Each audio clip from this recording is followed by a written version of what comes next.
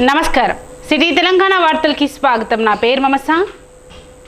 Peddapalli parliament Congress party MP అభ్యర్థిగా పేరు ప్రకటించిన తర్వాత మొదటిసారిగా చెన్నూరుకు వచ్చిన గడ్డం వంశీకృష్ణకు కాంగ్రెస్ పార్టీ నాయకులు ఘన స్వాగతం పలికారు.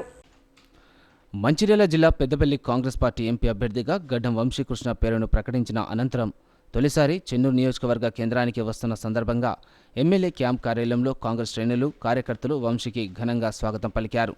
ఎమ్మెల్యే క్యాంప్ కార్యాలయం ఎదుట బాణసంచా కాల్చి శాలువలతో వంశీని సత్కరించారు. ఈ సందర్భంగా వంశీకృష్ణను అత్యధిక మెజారిటీతో గెలిపించుకుంటామని కాంగ్రెస్ నాయకులు కార్యకర్తలు ధీమా వ్యక్తం చేశారు.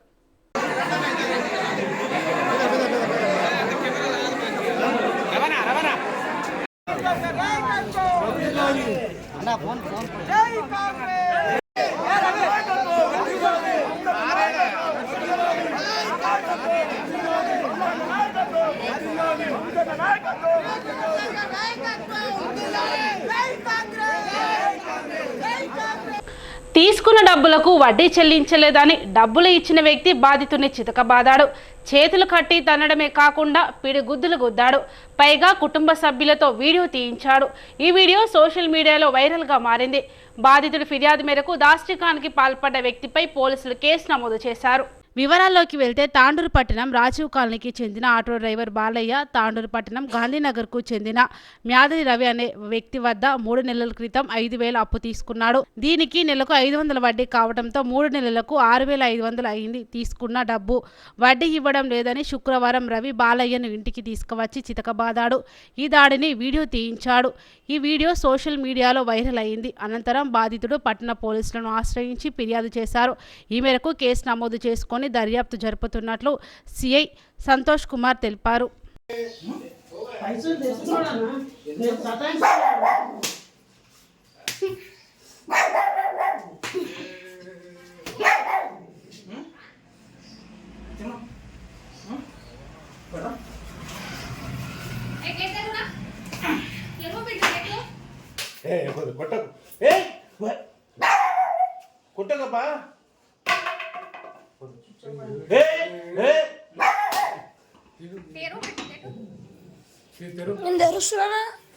వద్దులే నాన్న నీ కాలు ముక్తరా వద్దు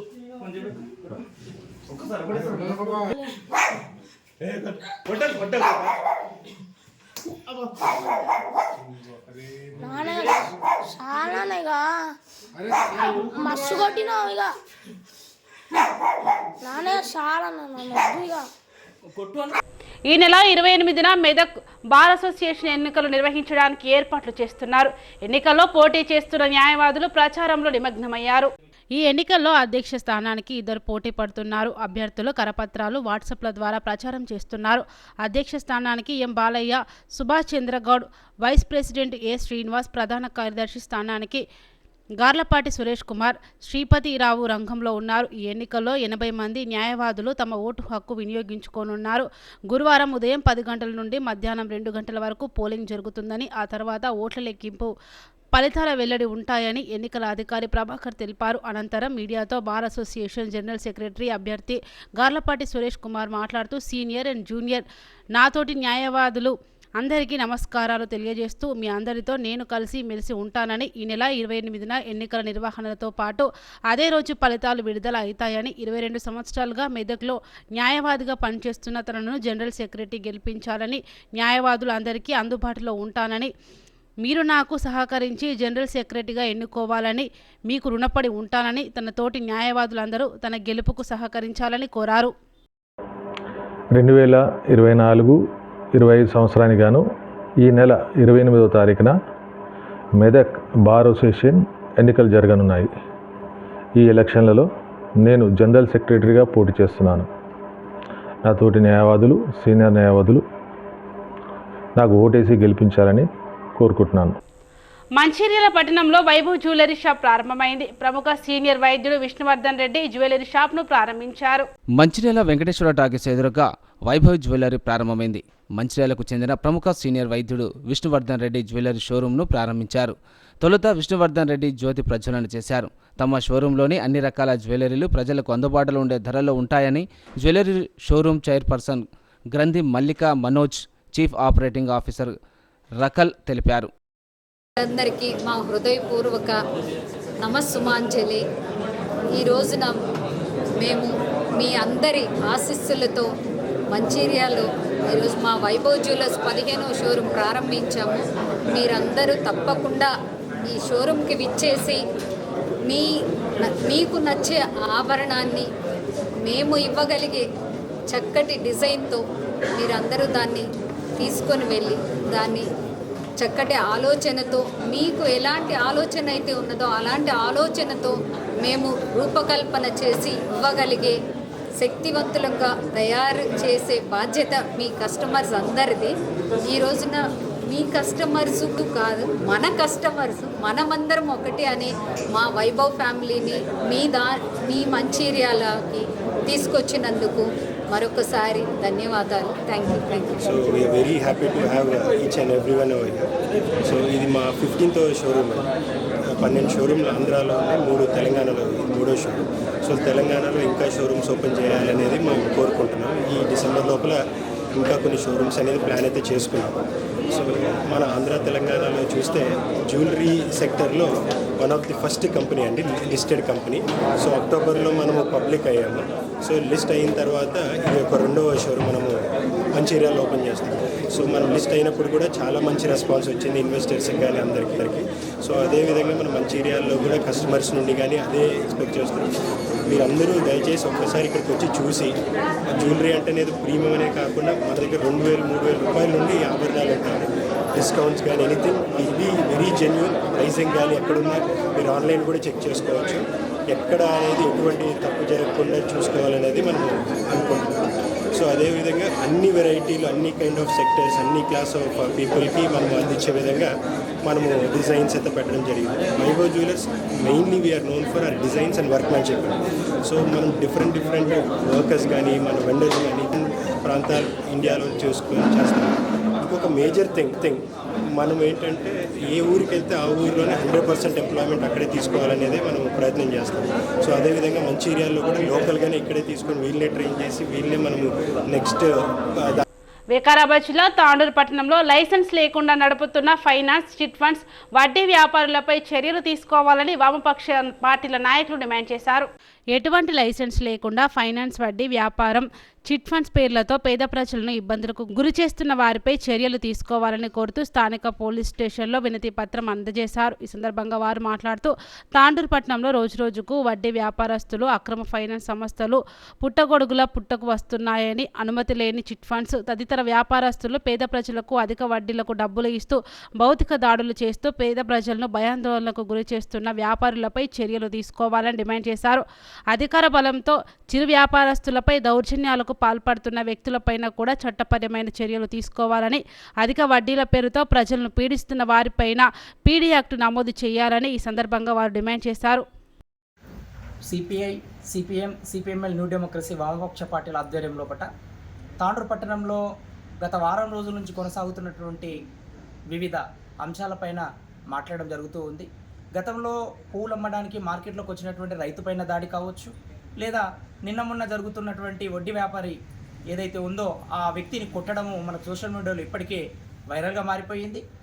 మరి అసలు తాండూరు పట్టణం లోపల శాంతి భద్రతలు అనేటివి కంట్రోల్నే ఉన్నాయా అనే అనుమానము ఈరోజు సామాన్యునికి కలుగుతున్నటువంటి పరిస్థితి కనబడుతూ ఉన్నది. మరి ఈరోజు ఎవరిచ్చినటువంటి హక్కు ఇది? ఫైనాన్స్ సంస్థలు తమ విచ్చలవిడిగా ఎటువంటి లైసెన్స్ లేకుండా వడ్డీ వ్యాపారాల పేర్లతోటి, దానితో పాటు చిట్ ఫండ్ల పేర్లతోటి, ఇంకా రకరకాల ఫైనాన్స్ వ్యాపారాలతోటి ఈరోజు తాండూరు పట్టణం లోపల పేద బడుగు బలహీన వర్గాల వాళ్ళను వాళ్ళ యొక్క ఆసరా చేసుకొని వాళ్ళ ఆర్థిక పరిస్థితులను వాళ్ళను విచ్చలవిడిగా మానసికంగా వేధిస్తున్నటువంటి పరిస్థితి మనకు కనబడుతూ ఉన్నది.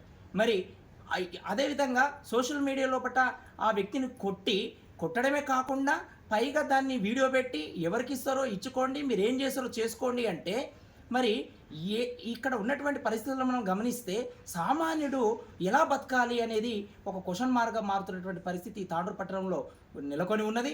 ఉన్నత అధికారులు వెంటనే స్పందించాలి. ఆ యొక్క ఈ వడ్డీ వ్యాపారి పైన ఖచ్చితంగా కఠినమైనటువంటి చట్టపరమైనటువంటి చర్యలు తీసుకోవాలి, పీడీ యాక్ట్ పెట్టాలి. ఇది కేవలము ఒకటి మాత్రమే, మరి అత్యధికంగా ఇంట్రెస్ట్కు వడ్డీలు ఇస్తూ మరి ఈరోజు ఈ పేద ప్రజలందరినీ కూడా మరి వాళ్ళను మానసికంగా వేధిస్తూ ఇంకా రకరకాలుగా ఇబ్బందులకు గురి చేస్తూ చివరికి వాళ్ళు ఎవరికి చెప్పుకోవాలనో చెప్పుకోలేక ఆత్మహత్యలకు పాల్పడుతున్నటువంటి పరిస్థితులు కూడా కోకొల్లలు ఈ తాండ్రు పట్టణంలో జరుగుతూ ఉన్నాయి. కాబట్టి అధికారులు, ఉన్నత అధికారులు వెంటనే స్పందించాలి. ఖచ్చితంగా ఎన్ని ఫైనాన్స్ ఇన్స్టిట్యూట్లు ఉన్నాయో వాటిన్నిటికీ లైసెన్స్ ఉన్నదా, ఉంటే ఏ విధంగా నడుపుతున్నారు, నియమ నిబంధనల ప్రకారం నడుస్తున్నాయా, అలాగే ఈ వడ్డీ వ్యాపారస్తులు ఎంతమంది అవుతున్నారో ఆ వడ్డీ వ్యాపారస్తులు అసలు వాస్తవానికి వాళ్ళకు ఇంట్రెస్ట్ ఇచ్చే ఏ విధంగా ఇస్తున్నారు, ఫైనాన్షియల్ రూల్స్ ప్రకారమే ఇస్తున్నారా లేదా అనేది వీటన్నిటిని చెక్ చేయాలి. ఎంతమంది వడ్డీ వ్యాపారస్తులు వాళ్ళందరినీ చెక్ చేయాలి. ఖచ్చితంగా అన్యాయంగా మరి వసూళ్లకు పాల్పడుతున్నటువంటి ఇలాంటి వ్యక్తులపైన చట్టపరమైన చర్యలు తీసుకోవాలి. లేదంటే మేము వామపక్ష పార్టీల ఆధ్వర్యంలో పెద్ద ఎత్తున ఆందోళన కార్యక్రమాలకు కూడా దిగుతాం. ప్రతి పేదవాడికి అండగా వామపక్ష పార్టీలు ఉన్నాయి. మీరెవరు కూడా అధైర్యపడొద్దు.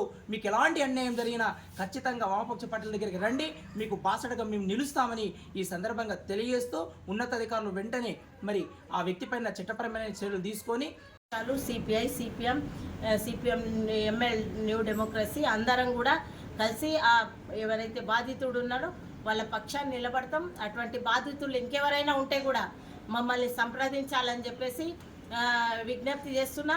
మా నంబర్ కూడా మా ముగ్గురు నంబర్లు కూడా చెప్తాం, మీరందరూ నోట్ చేసుకోండి. ఏదైనా తాండూరు ప్రాంతంలో ఏ గుండా అయినా ఏ ఒక్క రాజకీయ పలుకుబడి పెట్టుకొని ఏ ఒక్కడు కూడా దాడి చేసినా మాకు ఎవరికైనా ఒక ఫోన్ చేయండి అని చెప్పేసి మీ పక్షాన్ని మేము నిలబడతామని చెప్పేసి మీకు విజ్ఞప్తి చేస్తున్నా. నా నంబరు 99599518 9912183288.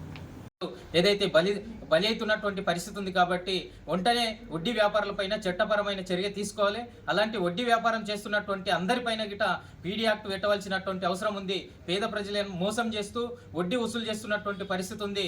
తాండ్రు పట్టణంలో అత్యధికంగా జరుగుతున్నటువంటి పరిస్థితి ఉంది.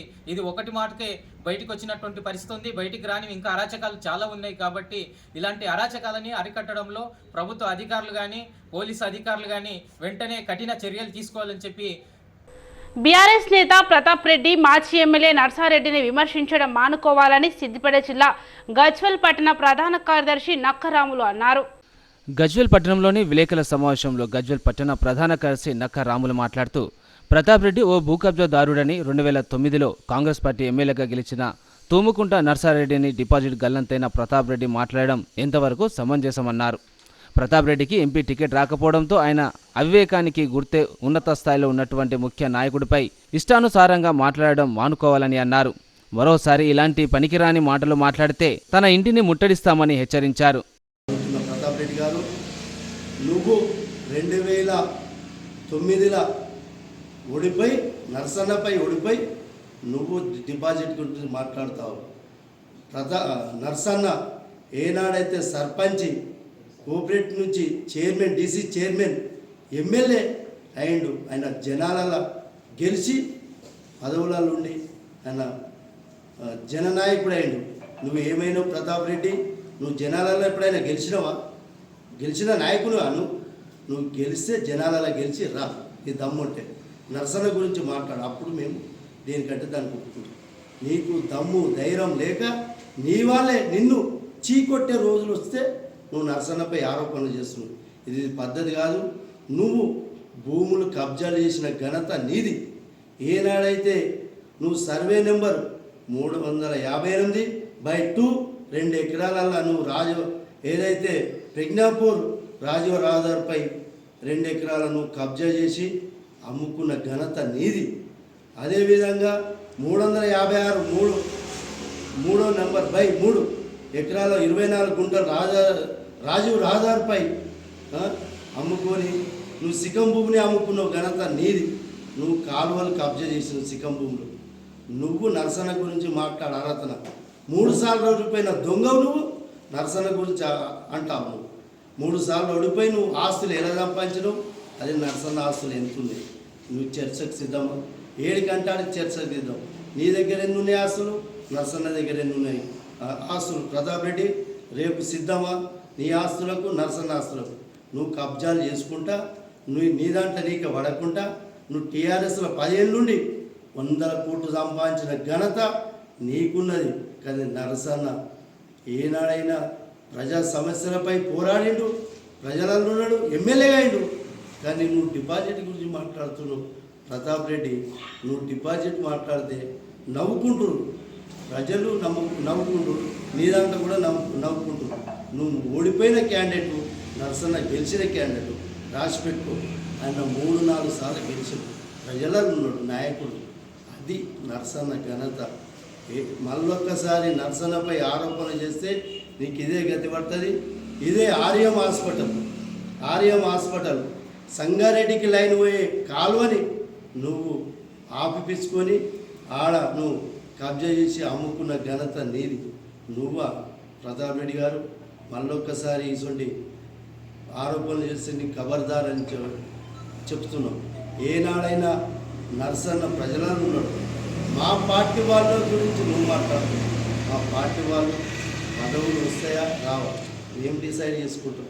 ప్రతాప్ రెడ్డి గారు మా పార్టీలో మా నాయకుడు డిసైడ్ చేస్తాడు. మేము ఎవరికి పదవులు ఇవ్వలేదు, ఇంకా టైం ఉన్నది. దాన్ని బట్టి అందరిని గుర్తుండబెట్టి పదవులు ఇస్తాడు. నువ్వు పేర్లు చెప్పుడు కాదు, నువ్వు గజదొంగ ప్రతాప్ రెడ్డి.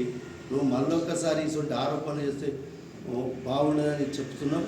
మా పదవులు దానంతలు అది వస్తాయి. మా నరసన్న నీతి నిజాయితీపరుడు. ఏనాడైతే వెళ్తున్నావు అని నిజారోపణ చేయని ప్రతాప్ రెడ్డి. నీ దిక్కున్నారు దొంగలు, నీ దగ్గర దొంగలు ఉన్నారు. వాళ్ళని నువ్వు అది చూసుకో. నీ దగ్గర ఎంతమంది దొంగలు ఉన్నారు నువ్వు చూసుకో. మళ్ళొకసారి నరసన్నపై ఆరోపణలు చేస్తే బాగుండదు. ప్రజ్ఞాపూర్ నీ ప్రజ్ఞాపూర్ కాడ ఏది ప్రజ్ఞాపూర్ గజ్వెల్కి వస్తుంటే నువ్వు వెంచర్ చేసినావు కలవట్టి చిక్కం. నువ్వు కాలువ చేయకుండా అది నువ్వు అమ్ముకోలేదా? ప్రజల సొమ్ము కాదు, కట్టాక. ఇది నీ భూదాండాలు. నువ్వు నరసన్న దగ్గర పైసలు లేవు, ప్రజలలో ఉన్నావు, ప్రజల నాయకుడు. నీ దగ్గర ఎన్ని ఆస్తులు మేము చిట్టా తీస్తాం. చిట్టా తీసినాక నీ బతికేందు అప్పుడు. సిటీ న్యూస్ ఇంతటితో సమాప్తం. తిరిగి ప్రసారం అయ్యే సిటీ న్యూస్లో మళ్ళీ కలుద్దాం. అంతవరకు సెలవు. నమస్కారం.